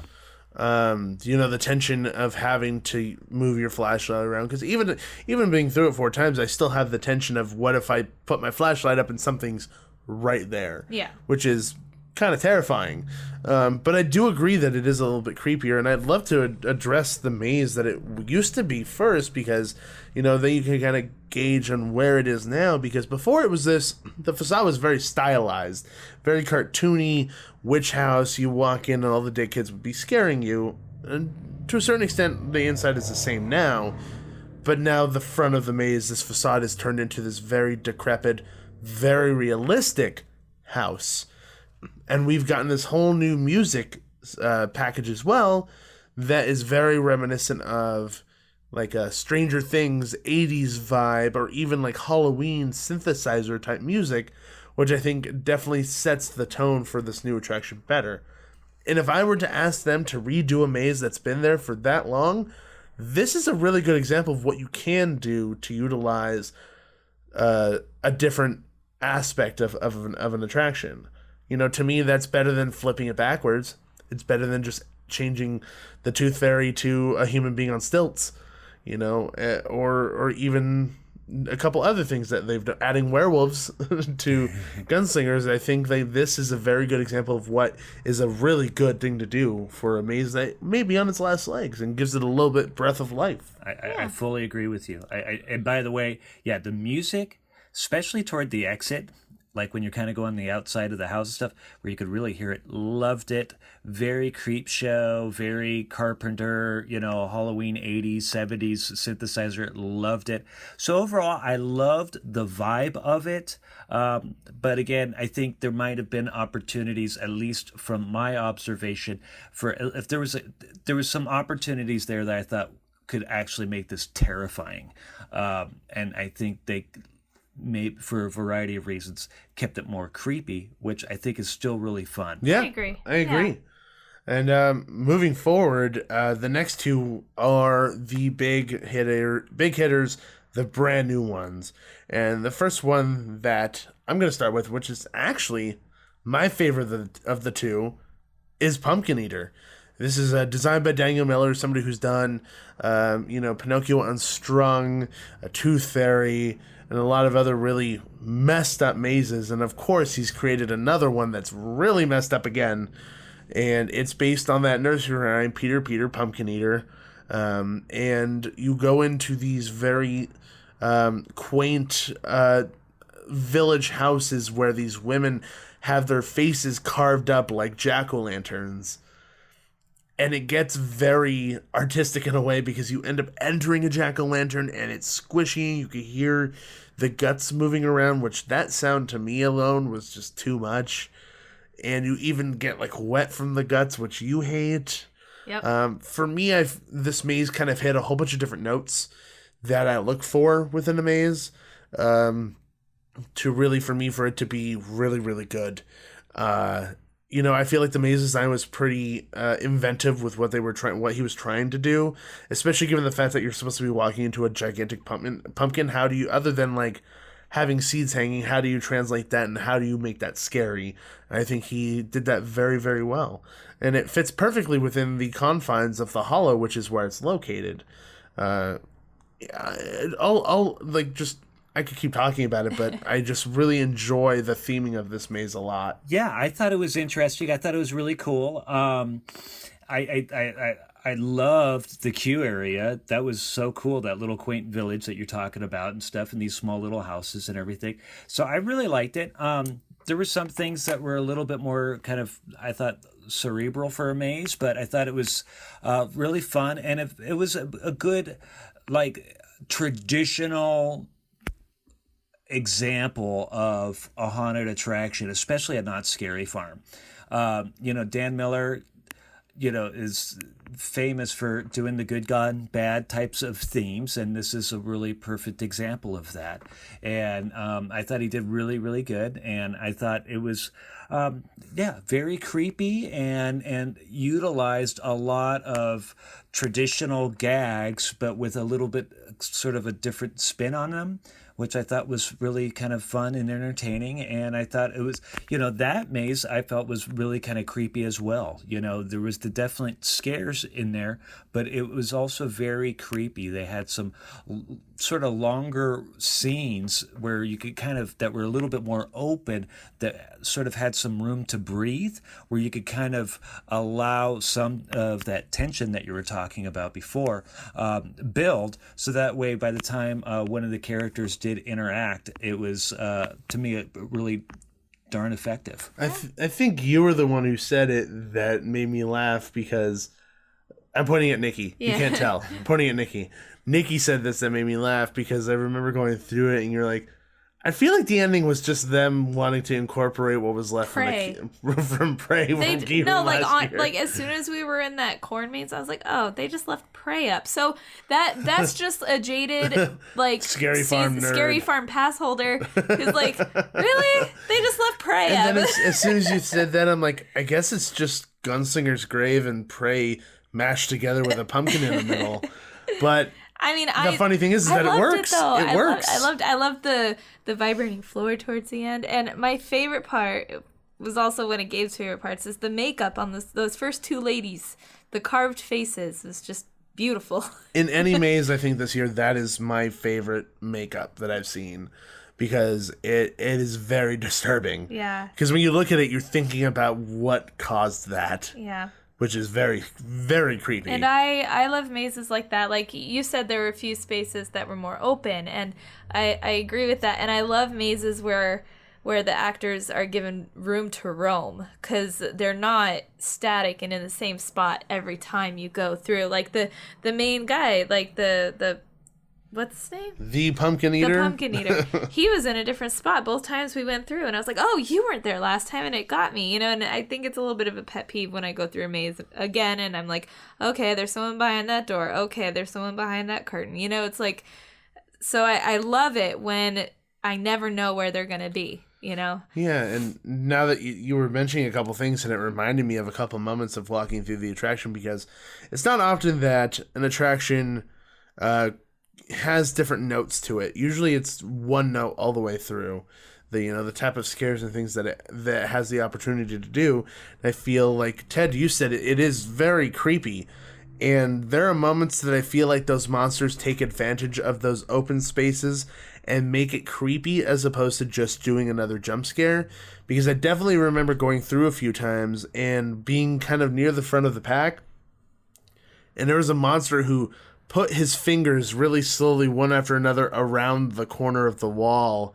So all you saw was this big, spiny hand coming around from the corner, then disappearing.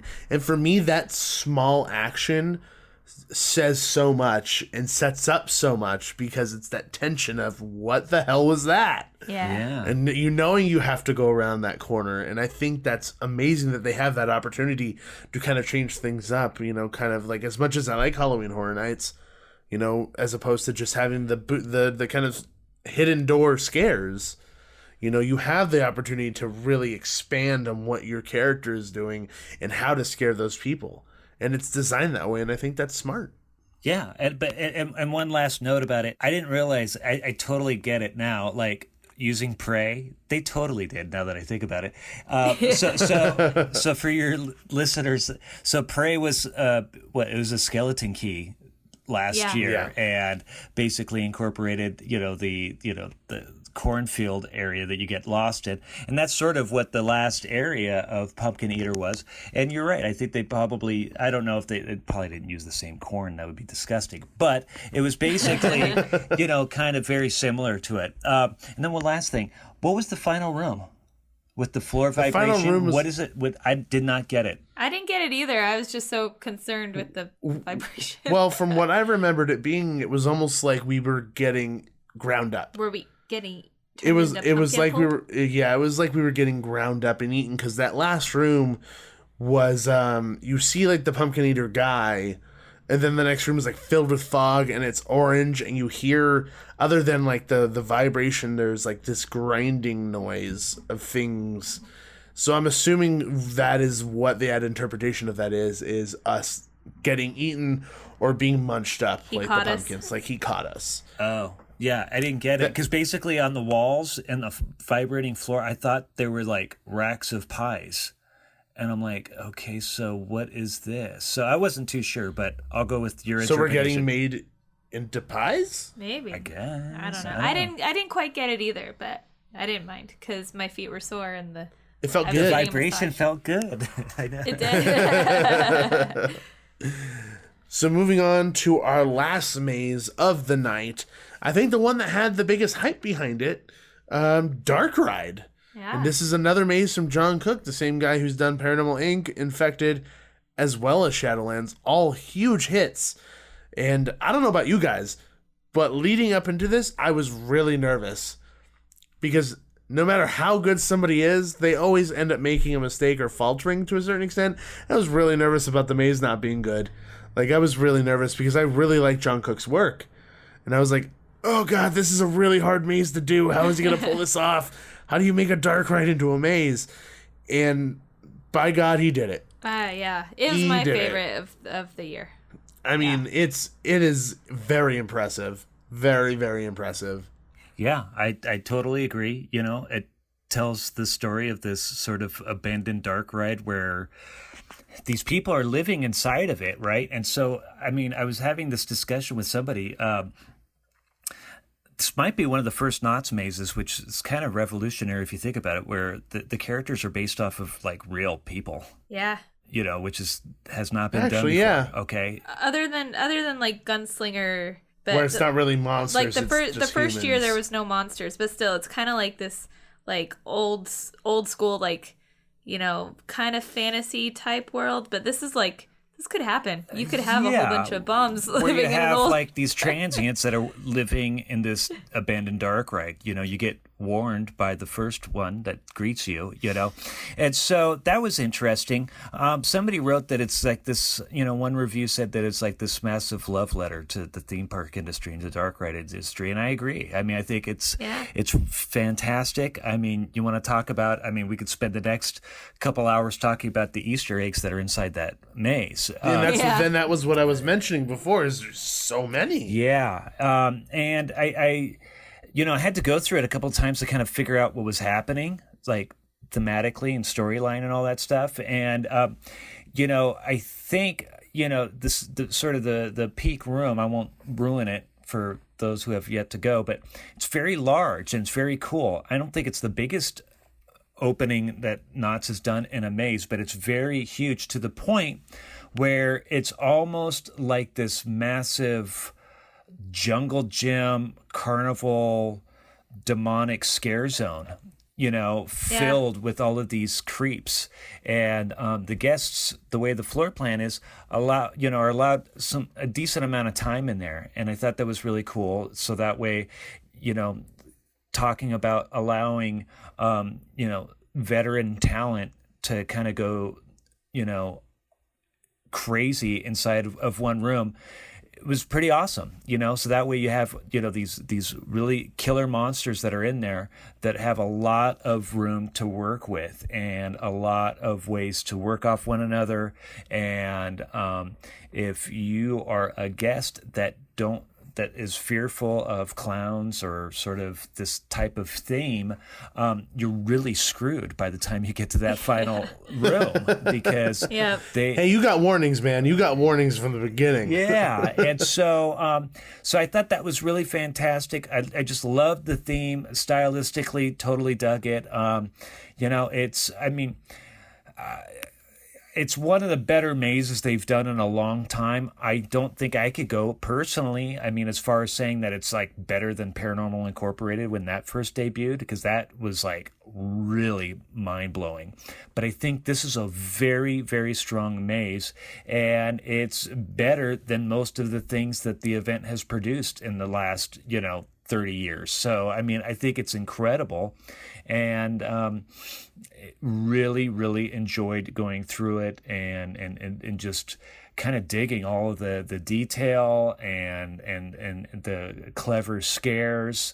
That was really, really powerful stuff. Yeah. And I agree with you. I mean, like, for me, it took a while to understand what was happening. There's just so much chaotic action, like chaos happening, that it's really hard to grasp what's exactly happening. And it's almost like a piece of art where you get really close and you see something, and then when you back up really far away, you see something else. I feel like that's what happened with this, because the first time I went through, I was looking at it really close, and I didn't quite get it. I didn't get it at all, and I was really confused, and I was a little disappointed. And we went in again, and as soon as I exited, I had one of those moments of, oh, that's awesome. It just took, you got it really fast. I loved it the first time. I'm not as smart as you, Nikki. I'm not as smart as you. Oh man, I don't think, okay, I don't know if I've ever left a maze with that big of a grin on my face. Well, It's fun. maybe Paranormal Inc.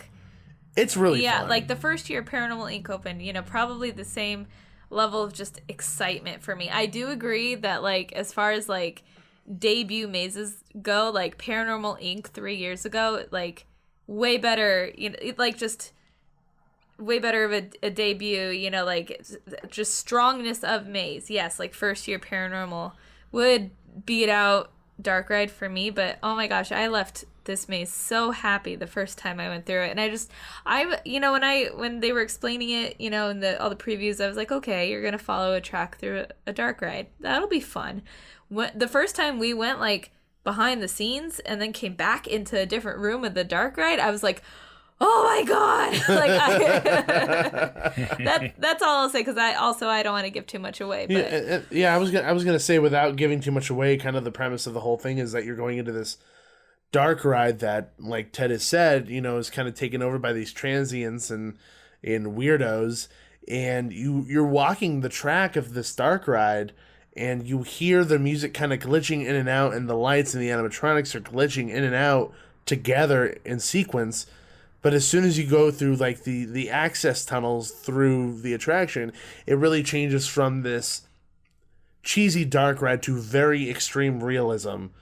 And to see the two different styles in one maze, and the juxtaposition is just so interesting. It's so just black and white and really interesting. It works really well together, because you have these cheesy animatronics and then you have these brick walls in the access tunnels. And I don't know about you guys. This is something that people going through would not see, so I don't care that I'm spoiling it, because it's not a huge thing. But do you guys know the reason? Nikki, I already told you. But Ted, do you know the reason why the power is going in and out? I don't know if he told me or not. What is it? So near the end of the maze, like where that big room is, there's the power room, where the main power of the ride is. Yes. The reason why the power is going in and out is because there was a pee bottle that got spilled over the main electronic box for the entire ride. Okay. So the entire ride is going bonkers because someone spilled pee on it. No, I did not know that. That's awesome. Look for that the next time you go through. It is amazing. Did somebody tell you that, or did you notice that on your own? John Cook, the guy who designed it, Told you. for our listeners, he was the one who said it. Yeah. Okay. So I found that very interesting and very, very funny. That's rad. That's cool. I'll check it out next time. Yeah. So yeah, it's just a very, very smart in what it's doing, and I feel like he's hit the nail on the head once again. And I feel like it's hard because, like, you guys are talking about, like, how, like, would you put it up against Paranormal Inc. first year? Probably not. But it also is really hard to compare the two just because of how drastically different they are. And it's not like you could put something like Dark Ride within the same kind of realm as Paranormal Inc. It just wouldn't work that way. So for me, it's like comparing apples to oranges in a manner. A little bit. It is. I mean, because listen, with Dark Ride, I think to me it is. In some ways, there's a lot of decent sense of humor to it, and even though it's somewhat macabre, but Paranormal Incorporated is very sinister and it's dark, and there's not a whole lot of sense of humor to it. It was built and designed to be absolutely scary, and I think they achieved that. I think, and again, you're right. I think you could talk to 100 Not Scary Farm fans, and they might tell you totally different things and disagree with me, or you guys, whatever. But I think for me, my personal taste, I thought Paranormal Incorporated for its debut year kind of blew me away more than Dark Ride. But that doesn't take away the fact that Dark Ride's like still a 10. It's still like one of the best mazes ever produced at Not Scary Farm. Yeah. Yeah, 100%. And that's all the mazes. And as much as we are very difficult on them, this is an incredible lineup, and one of the strongest lineups that I've seen at Scary Farm in a really long time. Yes, absolutely. And, I mean, that's stuff that, in the industry we really look at, and how these other events do and what they're doing across the country. And Knott's is extremely strong this year, and I'm happy. I'm happy for them. I mean, we've seen it grow and kind of go through these, years where you look back, you're like, maybe that wasn't as strong. But this year is extremely strong, and the lineup's amazing. And, if there's anybody that was on the fence about like, hey, you know what, I haven't been to Knott's Scary Farm in a long time, or I've never been, this is the year to go. This is the year to check it out, because there's so much going on that's fresh, that is really incredibly amazing when it comes to the production value. And I mean, we don't have to get into it, but I mean, even with The Hanging and Elvira's final year, I mean, there's a whole lot to do at Knott's Scary Farm this year, and I think you're right. It's an amazing lineup, and as far as lineups go, this may be the best that I may have ever seen. Yeah, and the last time I remember having a lineup that was like anywhere close to this was the 40th anniversary, and I still don't think that was as close to this as it could be. Agreed. And if you're looking at this from like a consumer standpoint, there's a lot of options with regards to haunted attractions in Southern California. It's very busy around here. You have those independent ones, you have a lot of the theme park ones. For me, with what you're getting here at Knott's and that quality, this is a place where I would want to spend my money. Yeah. Because you have Fright Fest, which is on the cheap, and what you're getting there for that price point, totally worth it. Like, I think that price point over there works. But if you're wanting to look into spending just a little bit more money, but don't want to go as far as Halloween Horror Nights, this is where you need to be. Unless your like pockets are deep, then do everything a billion times. But this to me is the prime example of an event that has, like you said, Ted, a lot to do and a price point that makes sense. Yeah. Because you're getting quality entertainment on all fronts. Totally agree. And then not to mention that this year with the Fright Lane, they've included Fastlane with that. So if you guys buy Fright Lane, you get Fastlane with it. And then you get to ride all these rides at night, which is incredible. And there's a lot of really awesome roller coasters to ride here, which, for me as a haunt nerd, I would never suggest riding roller coasters over going through mazes. But if you have that and have the opportunity, go on Ghost Rider at night. It's awesome. And it like you said, this is the year to go. This is the year to go. Definitely. That wraps up 2017 for friggin' Scary Farm, and it is insanity. The fact that it's already here and it's going on. Crazy, huh? Gabe has the biggest grin on his face. He's so happy. Because that means at the end of a workday, I could go down there for a couple hours and enjoy myself. Yeah. Because I'm the weirdo who just stands in the middle of a scare zone laughing. I mean, if you enjoy people getting scared and terrorized that much, then you should join me. Watching monsters make people cry. It's pretty entertaining. Gabe's easy to find in a crowd, so. Yeah, I'm very easy. Just look for the thing that's better used as a door than a window. Yeah. But anyways, Ted, thank you so much for joining us. It was actually really, really awesome having you on and giving a lot of insight from your history with Knott's. Thank you guys so much for having me. I had a lot of fun. I love your guys' show, like I said. So this is so cool. And, thanks for allowing me to share my thoughts and opinions about this year's haunt. So thank you. Of course. Yeah. And is there any place that people can find you and follow you on Twitter or anything? I mean, it's all through Ultimate Haunt on Twitter, Ultimate Haunt on Instagram. I'm on Facebook, so, I mean, you could find me. Yeah, you're around. I'm around. Yes, and also do make sure, if you're interested in the history of Knott's Scary Farm's Halloween Haunt, Knott's Scary Farm's Halloween Haunt, look up Ted's book, Picture History, Knott's Scary Farm's Halloween Haunt. It is amazing. It is filled with, I have it in front of me. This thing is incredible. And even if you're just a lover of history, this book is filled with it because you get a good written history of exactly where it came from and where it is now and why every other attraction out here in Southern California and across the United States is what it is. And it's because of this. And it has a lot of awesome pictures of people getting their makeup done from way back when, even original layouts of mazes and photos, and it's just incredible. So if you're a lover of history or a lover of haunts, check out this book. I'm sure you can grab it on Amazon, right? Actually, the only place you can get it now is inside the magic shop at Knott's Berry Farm because it is officially out of print. What? What? And I have a Yeah. very special thing here. Gabe's gonna go buy five more copies. Yeah, I'm going to go buy 5 more. There you Yeah, go. exactly. So, if you're ever at Knott's and you want to grab out that book, make sure you go grab it because you heard the man. It is out of print. Yes. It's special.